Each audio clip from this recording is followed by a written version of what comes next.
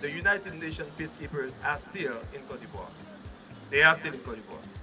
This might sound as a good news, but at the same time, it is not good news because the United Nations peacekeepers were in Côte d'Ivoire when we witnessed all that, you just saw on the video, which means that one of the great questions that we have to ask ourselves after we look and witness and study, analyze the crisis in Côte d'Ivoire is the role of the United Nations today in the resolution of conflicts all over the world, but especially in Africa. We have seen it in Darfur, we have seen it in the Congo already in 1960, we have seen it in so many other African countries. There's always a failure of the United Nations to uphold its position as a neutral organization in solving problems, and we have seen that in Côte d'Ivoire.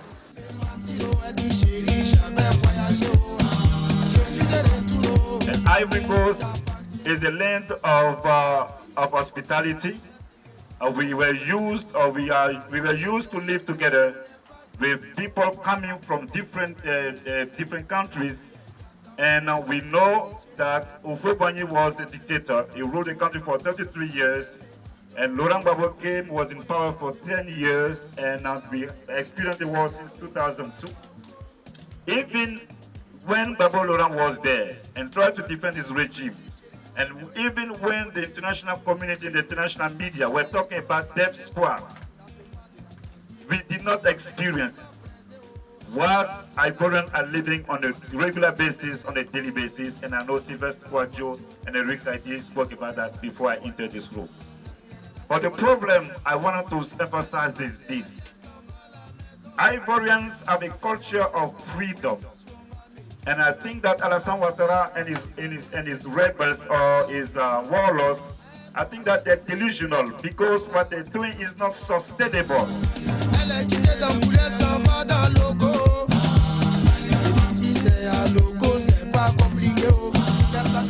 When we talk about Côte d'Ivoire, where since the year 2000, or just before that, the fight for democracy has reached a good level, because mentality has come to change.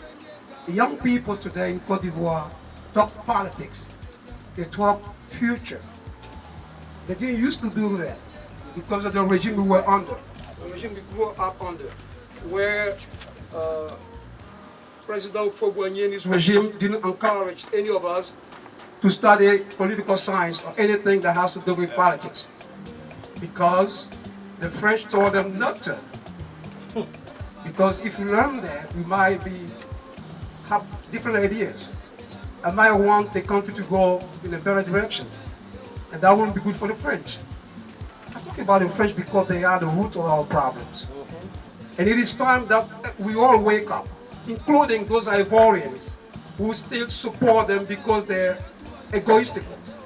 They don't think about their own children or their families or the people, but they think about themselves only. And it's a shame.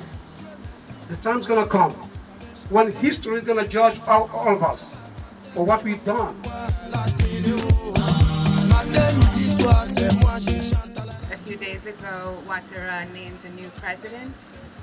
If you could comment on that, and then whether there's any discussion about constitutional reform and how the members of the Constitutional Council are named. I know that one of the issues was that, in fact, the Constitution is designed in such a way that the President can pick members of the Council. The ICC may open an investigation in Côte d'Ivoire, so I just want to know your opinion about that, if you think it's a good idea. And also, a lot of NGOs asked for the court to investigate back to 2002, not just the election period. What we can do here in New York, among other places here in the States, could be quite valuable, but we need some guidance and direction. I know that the banks aren't functioning, it would seem. My communications has been difficult, but I've been trying to get a feel for knowing if there any activity going on downtown in terms of businesses, because I've been trying to talk to people there about doing small businesses that'll put people to work, that'll generate income, that can kind of get things started again. But I can't get a good feel for if what I'm advising them to do really makes sense, because I don't have a feel for what's happening daily in the city, in the business community, or if there is a business community. Earlier, I don't know which one of the panelists said that the ICC and the international justice institutions, they were tools, they were frauds, basically, to use your words. Okay, I tend to disagree with you. If you dismiss those institutions, how do you get justice? How do you get justice? Justice is done always to repair something. That's the purpose of justice. My solutions again to all crises in Africa, whatever you can be, the rule of law, justice, and legitimacy. When these three things are combined, you are sure that you'll be walking on a path of true reconciliation. There's an election, a president comes in power.